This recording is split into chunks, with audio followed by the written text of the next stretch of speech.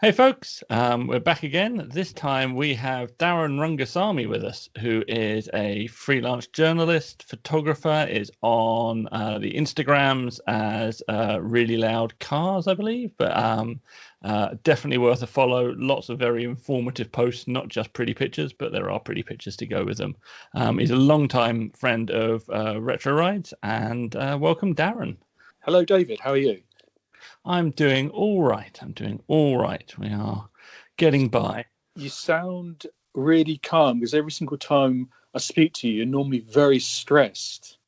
Yes, I'm usually doing about 18 different things. Exactly. And at least for these podcasts, there's only one thing to concentrate on at any one time because I can't do anything else. No, absolutely. We can both focus on our respective listening devices. Exactly. Right, I'm going to start you off with our traditional first question of why cars? Why do you like cars? Right. Well, I'm going to start off with a traditional answer. Basically, it seems to be the default is blaming parents, but it is entirely my dad's fault. I guess he used it as a default babysitting sort of measure because to keep me quiet, he literally put me in the back of the Morris 1100 and drive me around. And obviously, I seem to be amused by the sort of blurry lights and cars and stuff like that. So. He's obviously instrumental in that. And I guess when I was that sort of age, this is like the early mid-70s, a long time ago, he was buying cars fairly regularly because every single British car he bought kept on breaking down. So we were going to a lot of dealerships, and of course, this indelibly printed in my mind, sort of looking at car lots, car showrooms, stealing brochures, and then obviously with things like toy cars and stuff like that. So it all kind of gels together. I'm sure if my dad had been into football, I'm sure I would have followed football a little closer. I mean, so it's conditioning, I guess. It's and it stuck with me. I particularly remember when I was sort of a little older. And to stop us, me and my sister, fighting at the back of the Datsun on these long journeys to shopping and stuff like that, my parents would give me a notepad and a pen, and I started off just drawing because I just loved drawing at the time, I still do, but I also started taking notes of registration plates of cars and then putting the model next to it, and that kind of, it sounds a bit geeky, but that helped me build quite an sort of encyclopedic knowledge of, car years, registration plates, identifying which areas they came from, and sort of forming patterns. So it's an obsession. It really is. It still is. Pocket money on toy cars and magazines, then Tamiya, radio control. It's I've tried to escape, but it's impossible, and I've even my parents now accept it. It always pulls you back in. Yeah, very much so. Yeah. So what was your first car then? Out of that lot. Right. So my first car. Well, obviously having all this all these magazines and information. Obviously this process took a long time because I was sort of researching the types of cars I should buy, the insurance, fuel costs, blah blah blah, and I kind of narrowed it down to a Mark 1 Golf, and a family friend had a Jetta, and they were prepared to give the car to me, and I thought, hey, okay, it's fine, low mileage. And a lady up the road had a lovely Mark 1 Escort 1300E in green, low mileage. I thought, yeah, that's great, that's fantastic. And then I spoke to a non-car friend, and he said, why don't you get a Volkswagen Beetle? And I thought about it. I thought, actually, that's not a bad idea, because I was quite a shy, insular, I wouldn't say insular, but I was shy and I wasn't particularly sociable, and I spent an awful lot of time in my bedroom, again, drawing, reading magazines, blah blah blah. So I thought, well, this is quite a good receptacle for me to go a little bit more social, because I knew the Volkswagen scene had a good sort of social scene with bug jams and stuff like that. So I went out and bought a 1302S Beetle, a 1971 model, and I mean, it was only about 15, 16 years old, so it was actually in fairly good nick, and they were relatively cheap because they weren't the pure kind of 6-volt anarchic Beetles that people seem to sort of chase after. So I had a Volkswagen Beetle, and I kind of I don't regret it. I had two of them. I had a VW Beetle, but I don't regret Well, it. I mean, It's a you know, great on quote. paper it doesn't make sense. The engine's at the wrong end. They handle like, you know, I had to put a sack of spuds on the front of the car just to kind of even out the handling a little bit.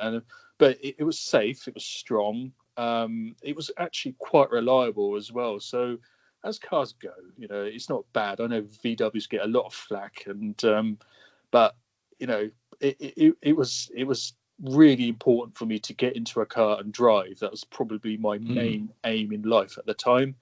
And you know, once I got that car and I had that freedom, it was, you know, it opened the world to me. You know, it really did. You know, the fact that I could drive up to go and see bands. You know, I drove all the way to Sheffield 2 days after passing my test. I drove all the way up to Sheffield to go and see Nirvana, and drove back again with some friends. And to me, that's what motoring was, basically, for me to do things, to see things, and it's just that sense of just that freedom. You know, it just made sense. Definitely get that. I think that was the reason I ended up learning to drive. I actually ended up learning to drive quite late. I think I was 19, nearly 20. Yeah. And all my friends were driving at the time, and I was sat on a bus.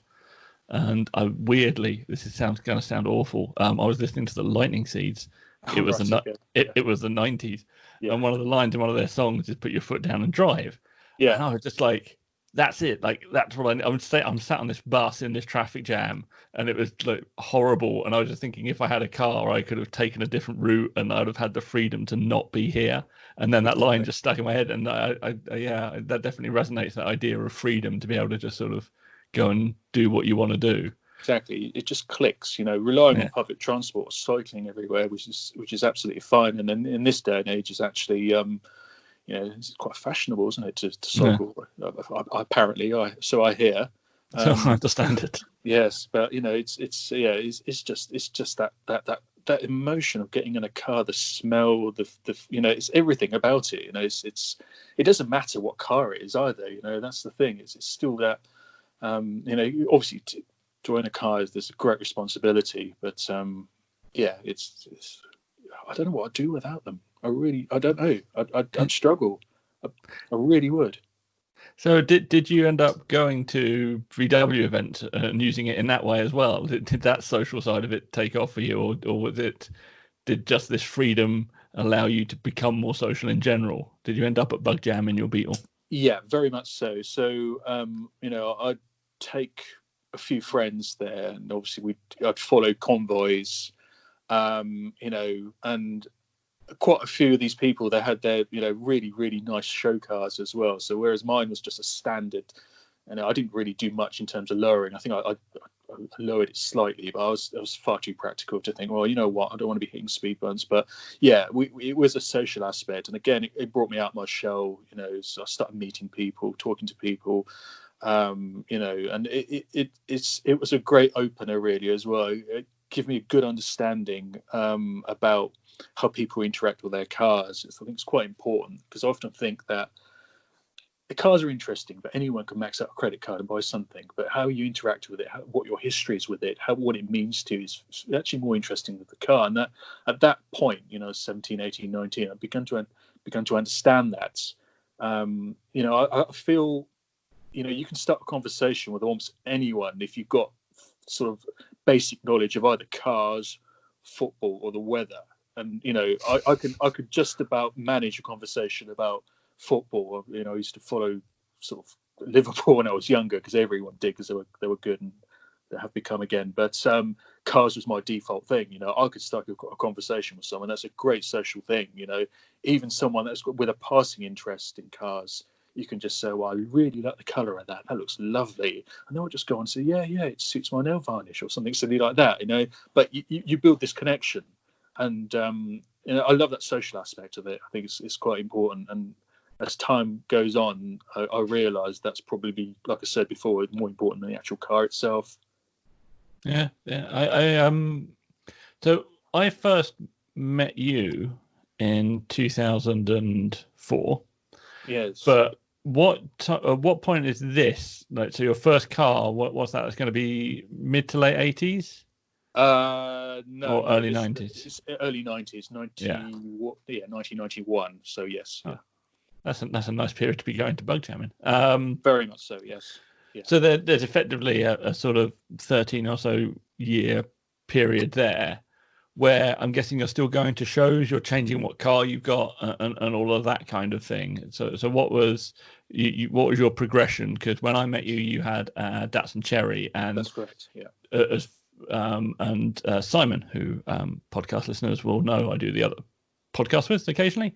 He'd met you at Bromley Pageant, and you had a Datsun Cherry, that's right. and See a theme so developing here, can't you? yes, and so you've gone from your Beetle to your Datsun, but you were like a bit of a stalwart of that really early, as far as we were concerned, Japanese scene in the UK. So how did you end up kind of crossing over there? Were there cars in between, or did you just eventually go, I'm fed up with this VW stuff, I'm going to get me something actually reliable and good? So, well, I guess because I've liked all sorts of cars, so I thought, I don't want to be limited to rear engine Nazi vehicles, basically. So I thought, well, let's have a look at what else. And again, I sort of mixing with people at Bug Jam and mixing with other types of people. They said, oh, you should buy this, or you should try this. And remember, the early 90s was a fertile period for cheap cars. You could buy a good £300-400 car with tax and MOT ready to roll, and I just felt that, okay, well, the Beetle thing's great. Let's move on. So I replaced the Beetle with a Saab 900 saloon, a completely different car, big, luxurious, front wheel drive, amazing piece of engineering. And then I kept that for a little bit, sold it on, and then I bought a Citroen 2CV, which was again almost the opposite experience. And then I moved on to all sorts of things. So I was buying cars every 6 months for next to nothing.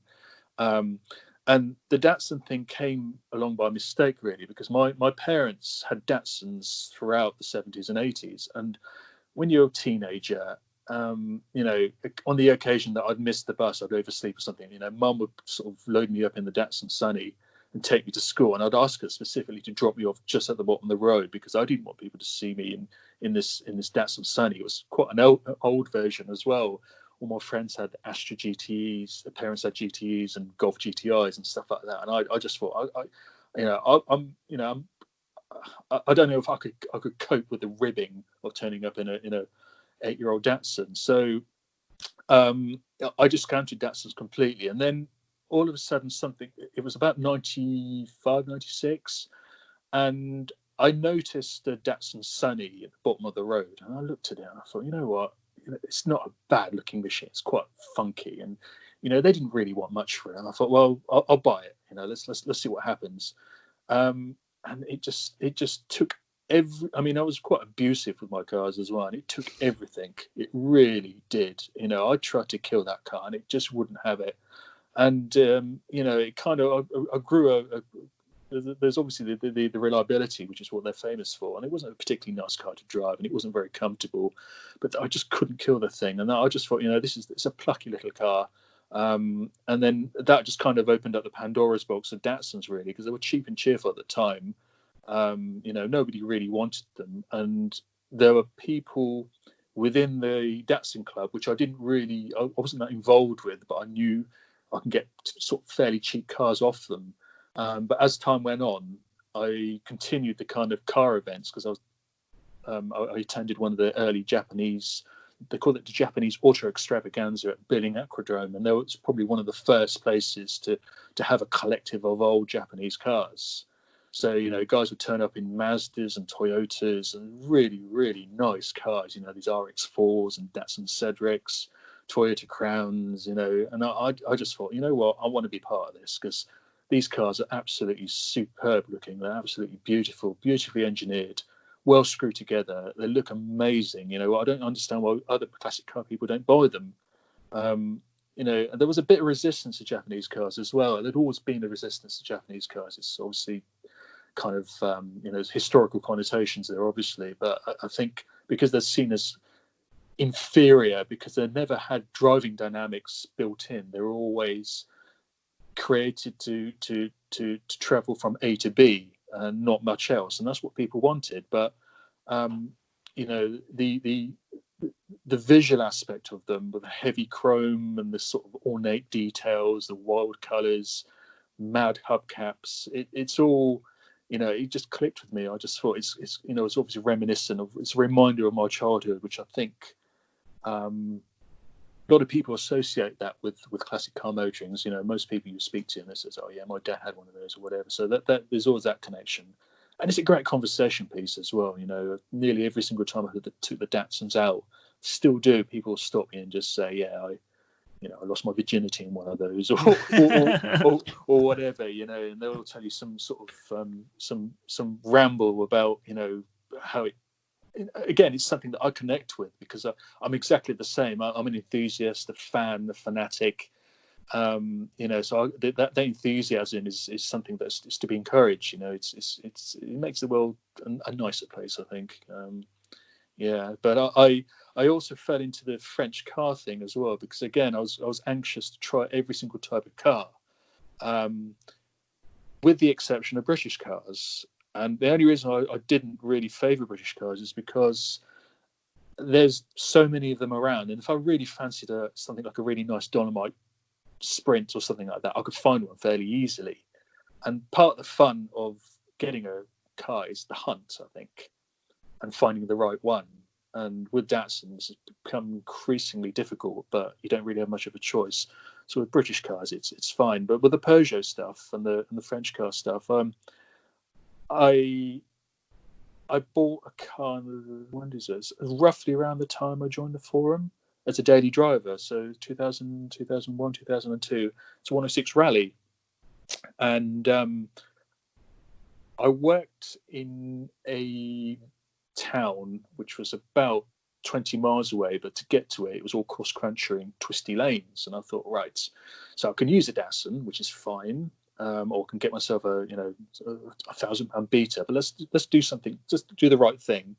And again, I thought, I want something small and nippy, and the 106 Rally ticked all the boxes. And it's one of those, well, basically I've still got it. So I bought that car just nearly 20 years ago, and I've still got that very car. It's in my little Pandora's garage, and it encompasses everything I want in a car, basically. And again, it's a different beast to everything I've owned before. It's a different thing to the Datsuns, a different thing to the Saab, the Citroens, the Fords, etc. There's even the BMW, which I had a few BMWs.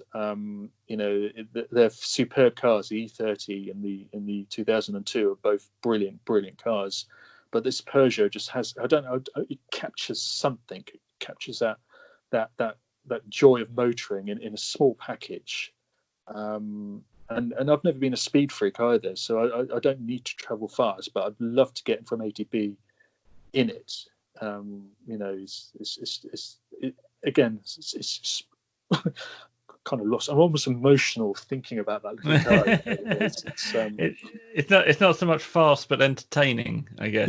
It's that kind of driving. Yeah, very much so. Yeah, very much so. I mean, it's like. I don't know whether they don't really make small cars with big engines anymore. In that vein, obviously it's a light car as well, so I don't fancy my chances of an accident, because it literally weighs about 800 kilograms, which is as much as probably an engine these days or whatever it is. But it has that kind of connection with the road. The only thing connecting you is obviously those tires, those grippy tires, and the steering, but you become part of the car, and I feel that's another aspect of motoring that I've become to kind of appreciate, because I used to be more obsessed with the aesthetics and the visuals and the design. I went to university to train as a car designer, but there's the emotional aspect. Again, this links with the personality of a car, that it's the whole universe. I'm just going to go out and buy as many 105, 106 rallies as I can before this podcast goes out, because I think you've just sold a load of them Yeah, to whoever's listening. yeah, absolutely. I mean, there's plenty of alternatives to the 106, and I think the best one to find is virtually identical Citroen Saxo VTR or VTS if you fancy a little bit more power. They're fragile cars and they have been thrashed, but I fully recommend you look for a 106 or a Saxo VTR as a little sort of alternative, just to go down to the shops in, or just to have a little blast, because it's it's got Fun the cars. rigidity and power. They've got the rigidity of a crisp packet, but they're punchy, and there's always a smile on your face when you drive them. So yeah. I mean, on that rally front, I know that Chris Harris has the 205 rally, the proper French one, not the weird one that we got that didn't have any power in it. Yeah. And he is on record as preferring that to many of the supercars he has owned and driven, because it's just a really great little car. And the 106 is kind of the budget version of that, because those 205 rallies are now insane volumes of money. So that's right. Yeah. Although obviously after this podcast, the 106 is going to be shooting up in price. I mean, the Series 1 is already starting to attract fairly handsome money. And the Series 2, the later version, which is a little rounded, and the character's a little sort of tamer. It's got a few more provisions in there for comfort. You might still find one. I think it's worth hanging on to the right car. There's enough of them out there, I think. Yeah.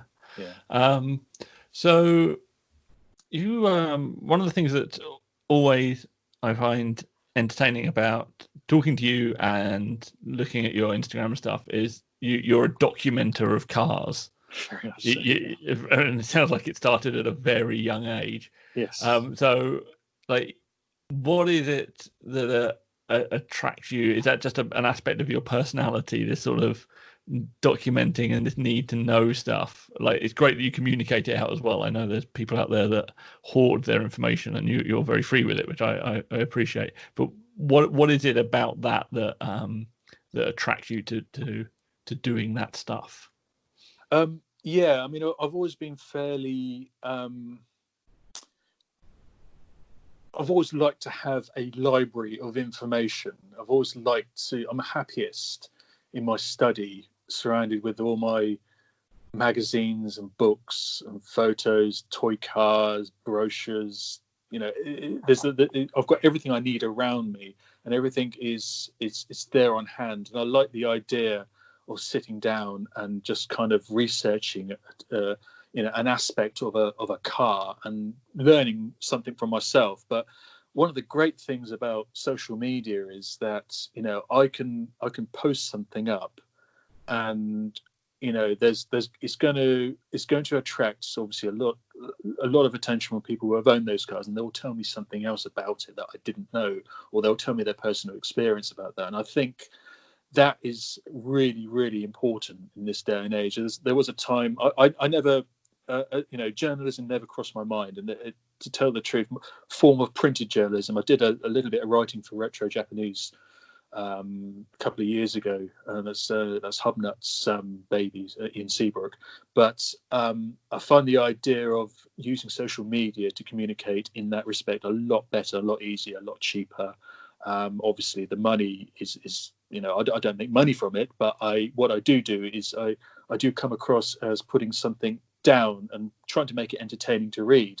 So, and it's quite difficult. It's a bit like sending out a tweet. I don't really do Twitter, but you've got a certain amount of characters that you can put in a tweet, and it's the same with Instagram. I think, right, how can I put my message across, what I'm trying to put across, in a fairly succinct way that people are not going to get bored with? Because you can read it on a website, go on and on and on, read, you can just copy and paste a Wikipedia entry in there with some photographs, and they think, well, where's the value in there? I know this information, so I try and look from a different angle. I try and sort of look into something particular or specific about the car, and it's still developing, and I'm still making mistakes. My spelling is it's quite difficult to type things on the phone, especially when you've sort of I try and set myself certain parameters and time limits as well, so I don't want to be spending too long on it. But it's definitely the way forward. I like to see, the magazine is, to all extents and purposes, I wouldn't say it's dead, but it's not going to be. There's a bit of a revival every so often, but I think more and more people are getting the information online because they've got shorter attention spans, and I think it's like I've just released a series of 2-minute reads on my website, and basically they are essentially the same as Instagram posts. And I'm thinking, well, that's the way to do it. Basically, if someone just wants to read a quick information on the toilet about the Datsun 100A coupe, and then I can do that. But I also love doing those really in-depth, kind of gritty articles. And again, I'm not particularly technically minded, but it's new information that I'm learning constantly. With things like that, it also allows me to sort of bring the very, very best of my photography skills as well, because I'm a passionate photographer and I have been for a very, very long time.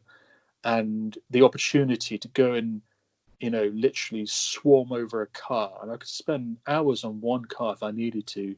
And I was listening to Amy Shaw on your podcast, when was it, about a week ago or whatever, and her art, and it is an art, is she's very, very focused and very, very particular, and she's got this amazing eye to kind of capture it, and I kind of really like that. I think it's a really, really healthy attitude to have. She treats it as a paying job, which it is, and they pay her, deservedly handsomely. I don't get really paid for these sort of things, but I get an equally amount of satisfaction of documenting, a car via visuals and writing about it, and it's a product, and it's got my name on it, and I'm proud of it.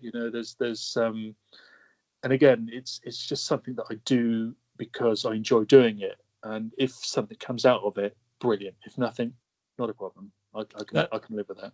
That's very much almost like an early web kind of attitude to things. That there was a world from about 95 to probably about 2001, 2002, when there was the .net .com bubble.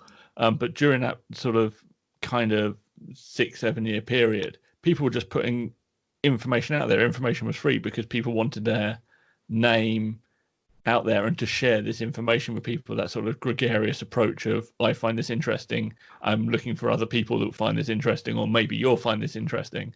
And I think that's a thing that's kind of disappeared quite a lot from the web. I know even in what I do, that there's always a thought of what's the financial angle on this.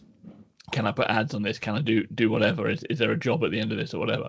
Whereas it's much more pure approach of, I find it satisfying to craft this thing and share it out there, which I think the world could do with more of, to be honest. You're absolutely right, absolutely 100% correct on that, because I think with the Web 2 has kind of become it's a more of a kind of as a promotional tool to promote yourself rather than your craft or your trade. It's funny actually, because I when I left art college, I fell into web design, and this was like the mid 90s. I was I got into it quite early, and you're absolutely bang on. When we were designing websites for clients and stuff like that, I was dabbling around, and I created probably one of the first Datsun sites on the web on Fortune Cities or GeoCities or something like that.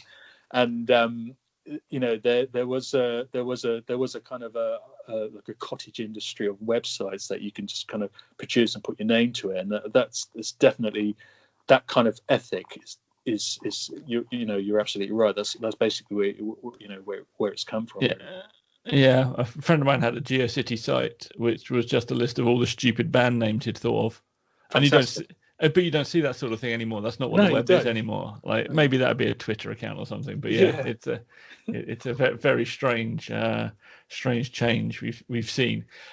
So actually, to go back a little bit, your Instagram and your website, which is reallyloud.co.uk, if I remember correctly. Yeah. You have photographs of scrapyards like a crazy person might. Yes. Why did you start photographing scrapyards, and when did you start? So again, this goes back to when I was 17. So I was at art college at the time. I did a sort of foundation course, and obviously I was reprimanded for spending too much time drawing cars, basically. And they said, well, you need to learn about human forms and blah, blah, blah. And I said, okay, yeah, fair enough.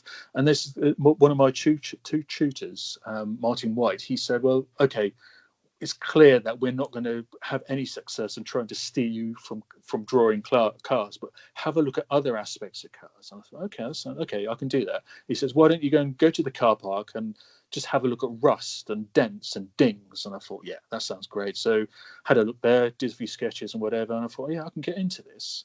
So armed with my camera, I decided to go to my local scrapyard. And again, this is early 90s, so these places were incredibly dangerous, stacked 5 high with old cars and foot deep mud and cranes and all sorts of things. But I just went in there really initially as preparation work for one of my drawings and paintings. And I took my Canon AE1, and this is back in the days of 35mm film, so I had 24 exposures. So I had to be very careful what I photographed and how I photographed it. And I took a load of photographs, spent about a couple of hours there on those 24 exposures, got them processed in the lab at college.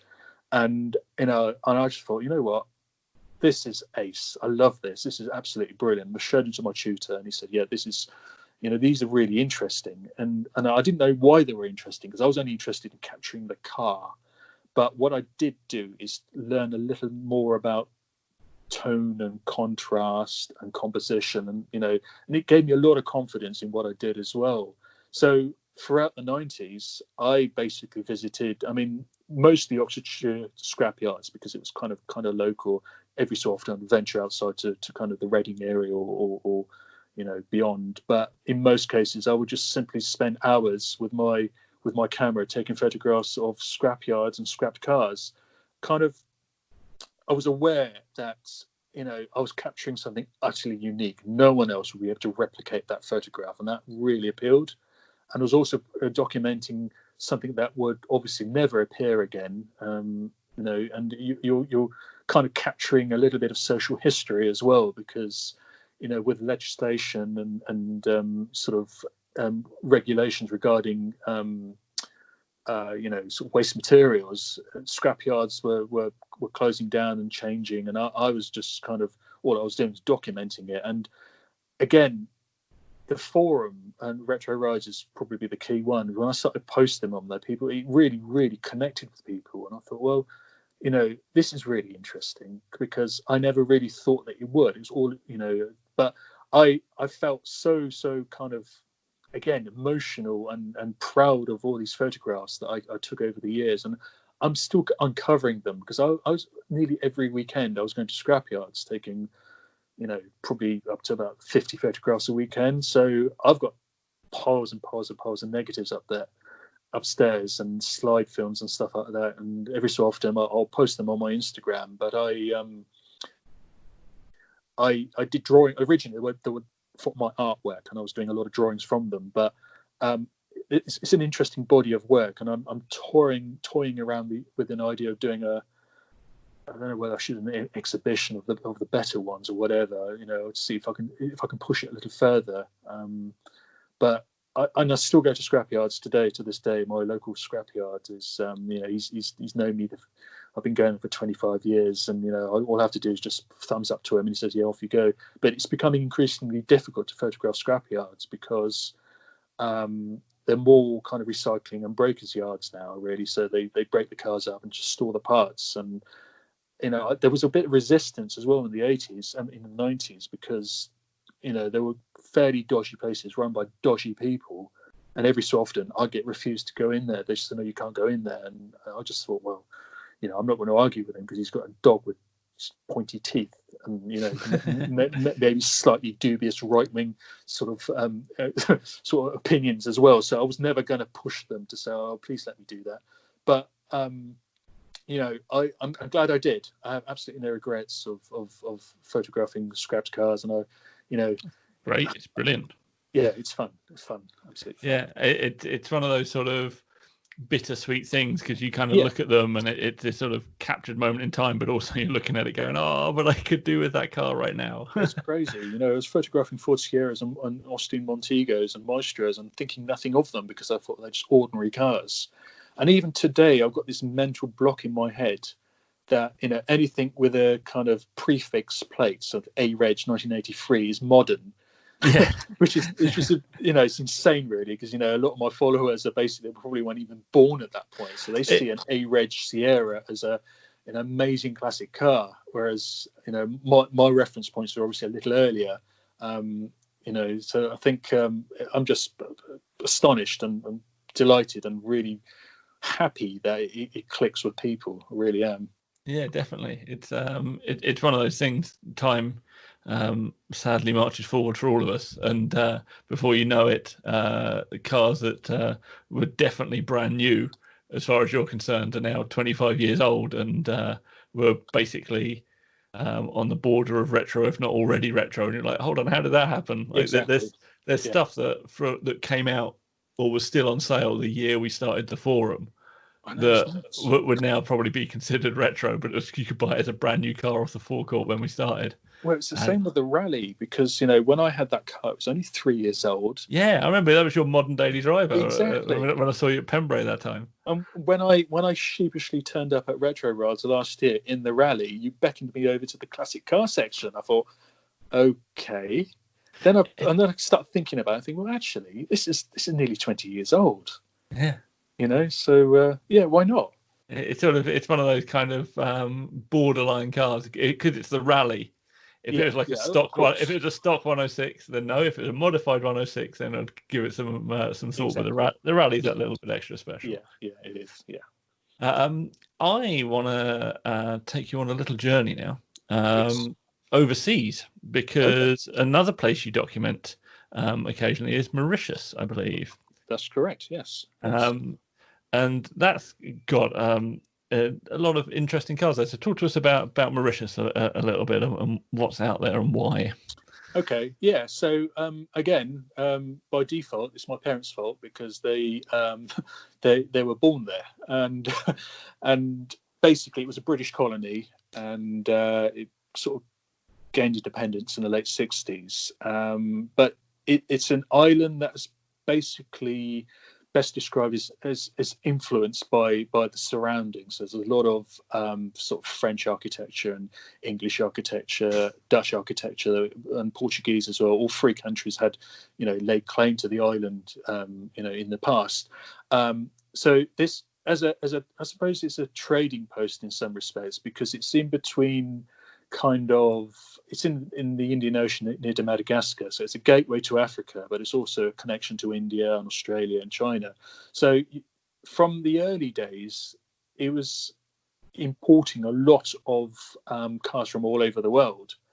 I haven't been there for a long time, actually. It's quite expensive, and you know, it's just one of those things. But the times I have gone out there, it's been an absolute sort of an amazing journey of you know, just so many different types of cars from all over the world. And the mad thing at the time, and this is going back a little, you know, it's a bit different now. The country's developed quite a lot, and it's not so much of the older stuff. But when I was photographing cars out there, there was no real classic car movement. I mean, the British cars, things like Morris Minors and MGs and Jags and stuff like that, were kind of kept on the side as classics.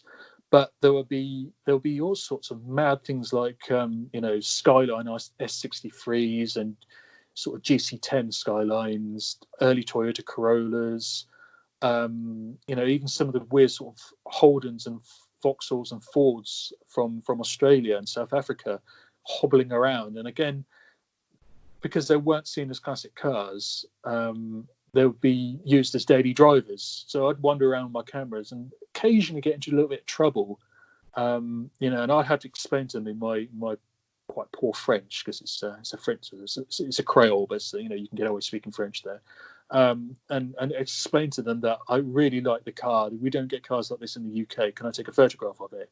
And in most cases, they say, yeah, fair enough. Slightly bewildered.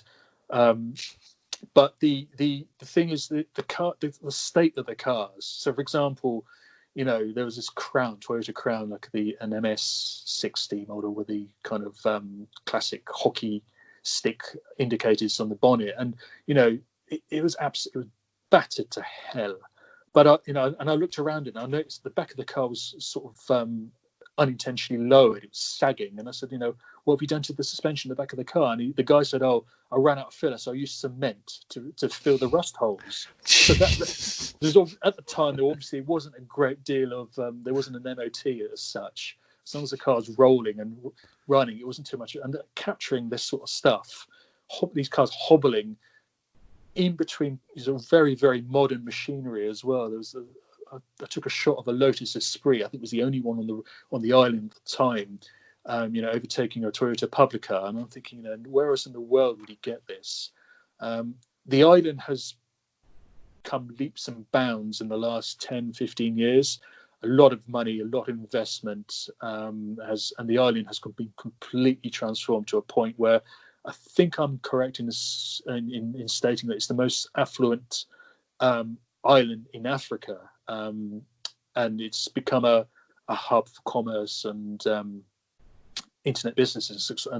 And my father, he went there fairly recently, and he just said he couldn't find much in terms of pickups and old sort of Japanese cars. And he said, you may be out in the suburbs, but in the sticks, but it's transformed a little bit. So I don't know whether, if I was to go there again, I think I might be a bit disappointed unless I do some proper roaming. Not quite the classic car. I was going to say paradise, but it sounds just like almost bordering on hell, because there's all these somewhat ropily stored classic things that we love just being used on a daily basis.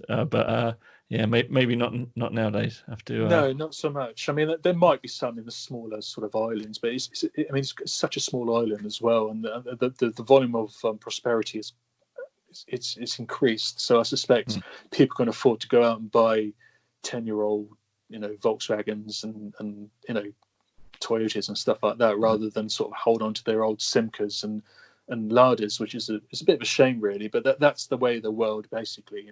That's how people go about kind of creating a status, isn't it? By the first thing they do is buy themselves a flash car, and then spend the rest of their lives paying for it. But I think that's another argument, really. Yeah, I think there's a whole argument to be had about the modern capitalist system, which is probably outside the purview of the Retro Ride podcast. But, yes, if anybody wants to have it, retro capitalism. Yeah, we can get you onto Darren if you want to have that debate. So you've been around the sort of UK car scene in a very broad brush kind of way, which is an interesting place to have been. So it's not like you've just stuck in the VW scene and gone all the way through to today. How do you feel about like the general UK car scene nowadays? Because I see you around the place at all sorts of events and stuff still. So how are you approaching it? What do you think? Where's it at? I think it's in an extremely healthy state. It seems to get better and better every year. Maybe it's because I go to more and more shows every year.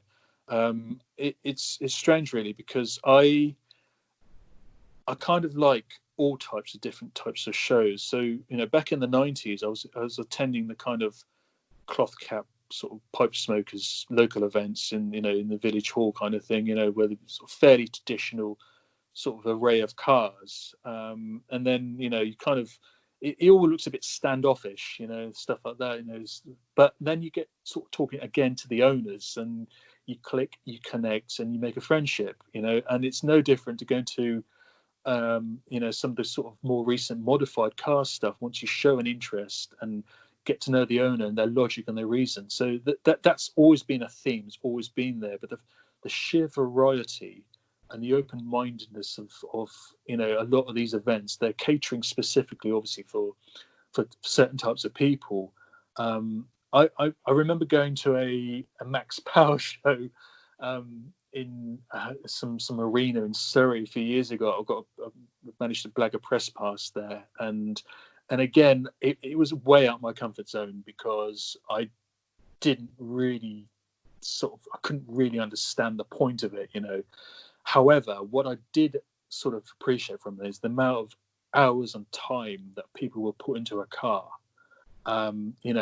Just it's an extension of their personality, and I think that's evident whether you choose to spend £10,000 on a body kit and shining the engine up to keep the insurance costs down, or you spend £10,000 on a single aspect of the car, like a set of wheels or whatever. That enthusiasm, that dedication has always been there. Last year was a really, really good year for car shows. So the weather obviously helped a lot, but a lot of these kind of well-known internet kind of cliques and groups, people like Petrolicious, they launched their own events, and I'm lucky because I'm based not very far from Bicester Heritage, which became, and Amy was talking about this the other day as well, about how it's become a little too big, but as a venue, it's a really, really good place if you want to hold your own car show there. I'm not promoting them by any means, but what they've done is they've created a little niche in the market where you can literally just walk around and breathe and take in the atmosphere. It's a little bit more than a car show. Having great cars in a field is one thing. Having a place where you can go to kind of speak to people and sort of sit down there and soak up the ambiance, have a look a little bit more, look at the history. One of my favourite places is Cressings in Essex, because there's a huge, there's like lots of medieval kind of structures and buildings there, so obviously it attracts the family, but it's an amazing setting to have a classic car show. And equally Goodwood has that same sort of effect. The venue is so important, it really is. There's been a couple of times when I'm thinking, I don't want to go to this event because the venue sucks, because it's just going to be cars in a field, and everything's, there could be nice cars as well, but the people count, but the venue's really, really important. That's a lot of these car clubs are spending a lot of time making sure that they get the right environment, and they're taking care of the people as well. That's the key thing. And again, it's worth traveling up and down the country. We're so lucky. It's a Portuguese lad, sort of, I was speaking to him about it. He just said, you guys are so lucky. You've got a car event nearly every weekend, and there's always something different. And then there's weekends where you can choose which event you go to. And I didn't really think about that. I'm thinking, what, we are. And even in winter months, if you fancy just going to a car show, there's going to be a cafe meet somewhere, or an impromptu kind of get together somewhere. And it's, we're really lucky in that respect. I don't know whether, obviously it's a lot to do that. Motoring is in the blood of the UK. As a major manufacturing hub, it's always been there and it always will be. And the design facilities, testing, engineering, it's although you could argue they don't really make cars here, but they do. They make more cars than ever. So it's always going to be in the blood, and people are always going to have that connection with it. And the car shows are just another extension of this. It's a cottage industry, but it's making it's making this country, it's giving it a lot of income, basically. I think there's an argument to be made that car events of all sorts are where you find the next generation of people that move into the industry. Oh, for sure, yeah. And I think, the amount of people that have sort of come up through Retro Rides as a forum and are now working in the industry. Like when they first joined, they weren't even a university, and now they're working at like McLaren or Aston Martin or Jaguar Land Rover, whatever. So that's we have an enthusiast base, and that's what feeds our industry. But having the industry feeds the enthusiast base, so it's a virtuous circle.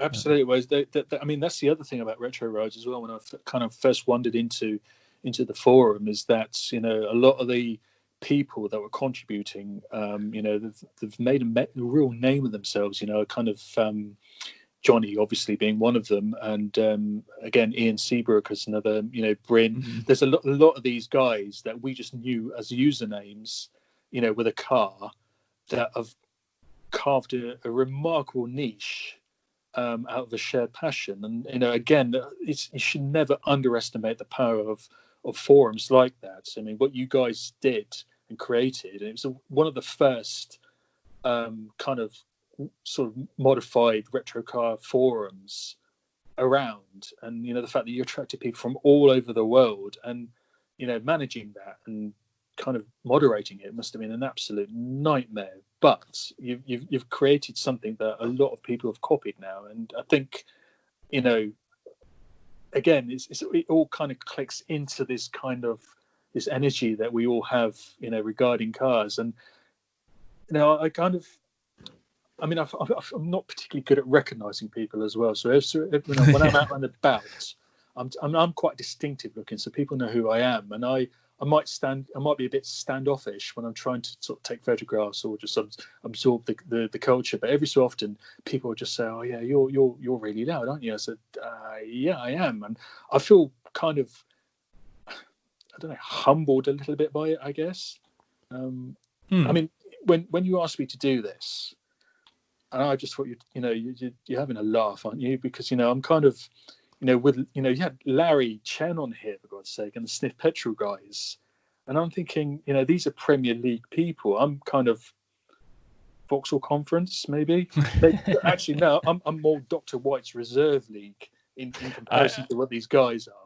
I would say that is not the case, because there is.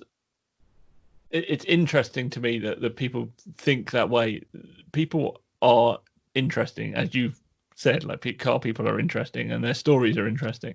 And sometimes the people with the most interesting stories or the most interesting viewpoints aren't necessarily the people that are well known and famous for car stuff. Like it.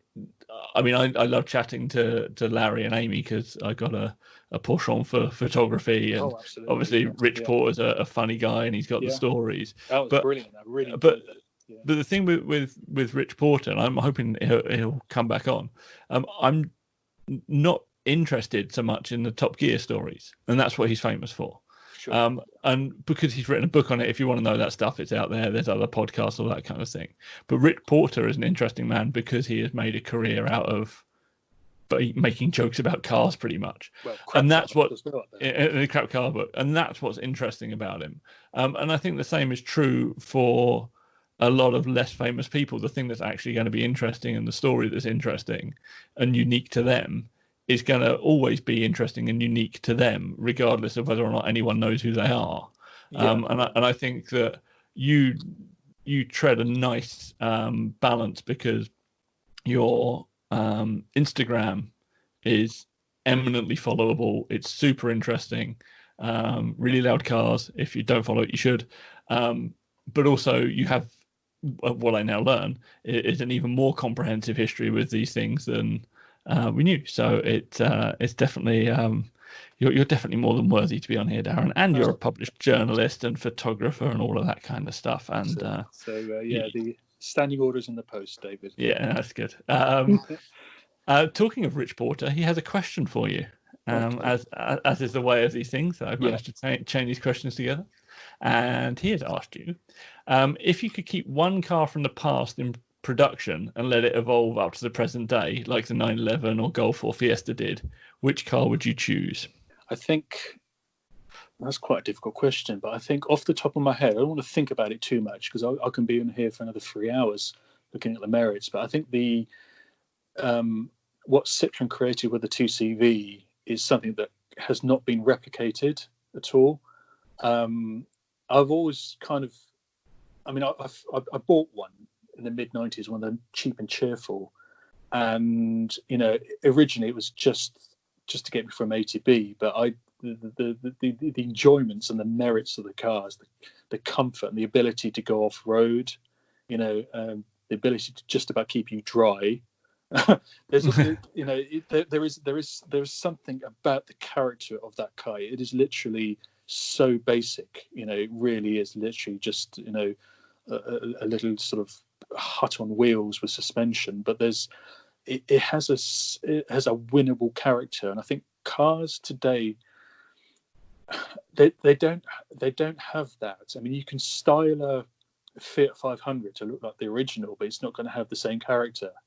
And same with the Volkswagen Beetle, and to a certain extent the Mini. I think the Mini is a little bit more successful. I don't understand why Citroen haven't capitalised on this at all, because they've never ever managed to kind of replicate what makes the 2CV so likable. I mean, the sum of its parts, it's comfortable, which is fine. You can make a car comfortable. You can make a car characterful by having that sort of very, very distinctive engine noise, which is fine. You can put a computer chip in there to do that. But there's something in its DNA. There's something about the way it makes you feel. I think that's really, really important. And I mean, I'm not in my kind of day job, I do get to drive lots of modern cars, from here and there, but not enough for me to do proper opinions on them. But I could be in anything. You can blindfold me and I could be in a Focus or a Kia or a Jaguar or whatever, but you blind me in a 2CV and I know instantly where I am. And I think that's something that car manufacturers really need to try and get back again. I off the top of my head, I can't genuinely think of any modern car that has that. I think the problem is, I suppose we're kind of dictated by bean counters and safety legislation and stuff like that. So the time of the 2CV is well and truly gone. But in the 70s and the 60s and 70s, if you wanted a fun little car, you can go out and buy a Mini or a Renault 4 or even a Renault 5, a 2CV. A DAF. There were a handful of cars that you can buy and you can leave the showroom with a smile on your face. Not because, you've got something that's going to kind of impress the neighbours, but because you've got something that you're going to enjoy driving. And, if you're not a speed freak, and like I said, I'm not. I think I've only done over 100 miles an hour twice in my life. And they've been in very, very inappropriate cars. But, if I wanted to, if I wanted to cross the Downs in a car, I'd either get a 4-wheel drive or a 2CV. And to me, that sounds really, really fun. I wouldn't even contemplate doing that with my modern daily driver. It's just so. Yeah, it's a good question from a good man. That's interesting. Well, that just raised an interesting thought in my brain, or at least I'm assuming it's interesting. I'm going to put it out there. It's interesting to me that Citroen went from building this thing that was one of the most simple cars you could possibly have. You can take it apart almost with your bare hands. To building like the SM and the DS and the later the CX and all that stuff, which were impossibly complicated cars. It's like that's kind of, they just almost not lost their way, because those cars are beautiful and I love them dearly. But it's interesting that's kind of the angle they went for. A very, very creative company back in the day. And unfortunately, creativity does not make you money. And they found themselves in deep trouble. I mean, they were going to release the CX with a rotary engine. I remember that. How insane is that? I mean, a mass market manufacturer, and this is in the and you've got to give them full credit. But unfortunately, this kind of this free thinking and innovation has basically killed a lot of car companies, and Peugeot had to buy them out. And as a result, now Citroen's are largely rebodied Peugeots, which is a real shame, really. But they can. I'm sure there's a division, within PSA that can come up and say, "Listen, let's do a weekend project." I mean, you often hear stories of car designers designing cars over a weekend and then pitching it to their bosses and say, "Oh, we came up with this over the weekend. Can we put it in production?" It does happen. The Citroen C6 exists, which I think is the closest you'll get to a modern kind of DS type weird. Actually, no. I think the CX is probably the oddest of the cars that they actually got into production in any large volume, because the interior on that's madness. There's definitely something in the French wine out there, because the French were responsible for the most creatively innovative and technically marvelous cars, things like the Panhards, and even prior to the 2CV, Citroen are doing some fairly sort of batshit crazy ideas, and it's a real shame, really. And I can see why people tend to prefer older cars because there's a little bit more interesting things going on. I mean, obviously a lot of people are swayed by the aesthetics and the design, but there's a lot of guys that are motivated by crazy mechanics and suspension tolerances and stuff like that. And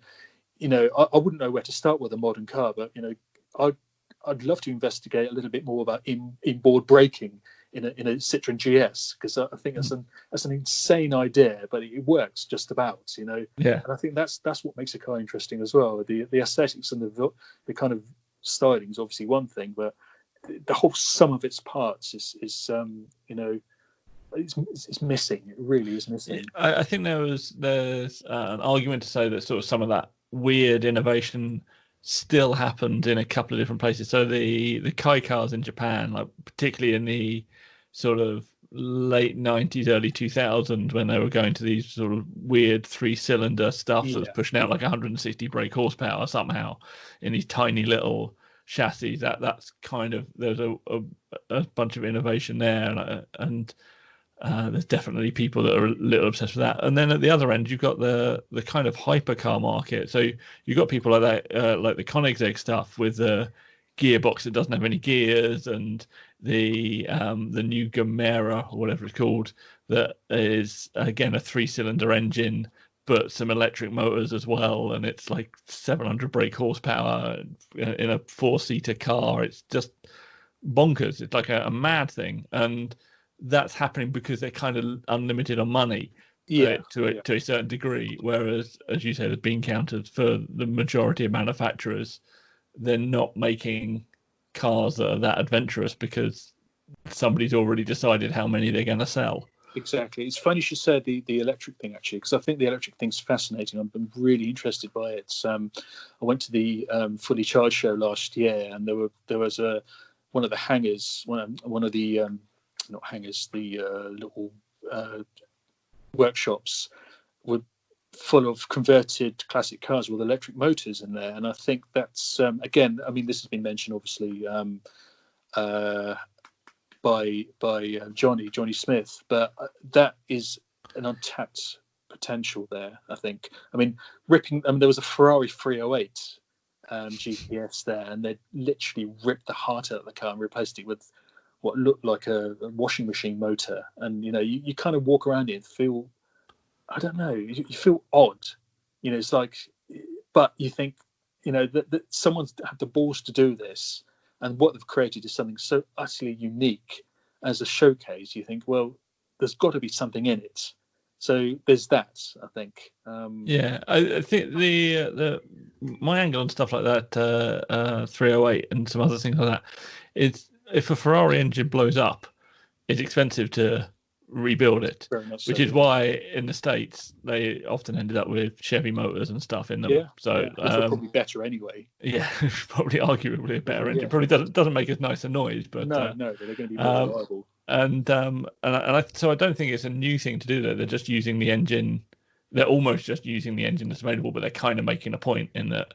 And also, it's going to be quicker than a 308 GTS, because my Volvo C30 is quicker than a 308 GTS. Yeah, exactly. Yeah. It's ludicrous. I think there's something there. I'm hoping not all classic cars end up with electric motors in, because that will make me sad. But I don't think it's wrong to have a few of them. It might save a few more. It does depend on the fuel situation, because there's a realistic possibility that fossil fuels will run out within our lifetime, and what do you do then? What happens? Do cars become museum pieces, or do they become the preserve of the extremely wealthy? So finding an alternative, even if it means ripping its heart out, which is an engine is the intrinsic part of a car. So you are replacing it with something that is fundamentally completely different. It's a bit like having a stuffed animal in that respect. But I can't see how else the combustion engine is going to survive without any fossil fuels, unless they come. There's a possibility they can come up with an alternative. Some sort of liquid-based sort of, I don't know, made out of orange juice, isn't it? I think they ran cars in orange juice or whatever, a few years ago. So I don't know. It's interesting. It's a fascinating period in history at the moment, and we're kind of going through a transitional period in modern history, basically. So I think the revolution, wherever it comes in, is going to be gradual, but I think it's going to be beneficial for everyone concerned. Fair play. I think that is a more than reasonable statement. And in fact, on that hopeful note, seeing as we are now over an hour in, I'm going to draw us to a close. So thank you very much for talking to us, Darren. It's been an absolute pleasure. Any excuse to talk about cars, I mean, with a friend. You can't get better than that. Plus, being stuck indoors, kind of. I mean, like I said, it's. I've got plenty. I mean, I've rediscovered VHS recently, so I found all my old tapes of programs I used to tape in the 80s and 90s, and been watching them and thinking, oh, fantastic. But it's nice to kind of have car chats because I've not been to any shows. Well, no one's been to any shows this year. The last one I went to was the Race Retro event up at Stoneleigh Park, and I really, really, really miss it. I desperately miss going to car shows. So, this has been a more than adequate sort of kind of substitute. So, it's been an absolute pleasure talking to you, David, as always. Thank you. It's same here. It's basically I'm running a podcast instead of going to shows because I get to talk to people about cars. So it's basically the same thing, except I don't get to look at any. But so yes, one more time, I'm just going to say Reallyloudcars on Instagram. You need to go and check that out. Also check out reallyloud.co.uk. You can see a bunch of Darren's old pictures and photographs and illustrations, because we didn't even talk about those, but you do great illustrations. In fact, you did illustrations for us at one point, which is superb. And his little articles and all of that stuff is a font of knowledge, and he is definitely worth following and keeping in touch with. So thank you very much for that, Darren. Not a problem at all. And we will be back next time. And I believe next time, if I'm correct, we will have a young man called Rob Richardson, who is another alumni of Retro Rides and another interesting chap to chat to. And he's got a Toyota as well. And he's got a Toyota as well. Yep. So, in fact, we didn't talk enough about your cars. We'll do some video on your cars. Anyway, people, we will see you next week. Thank you very much.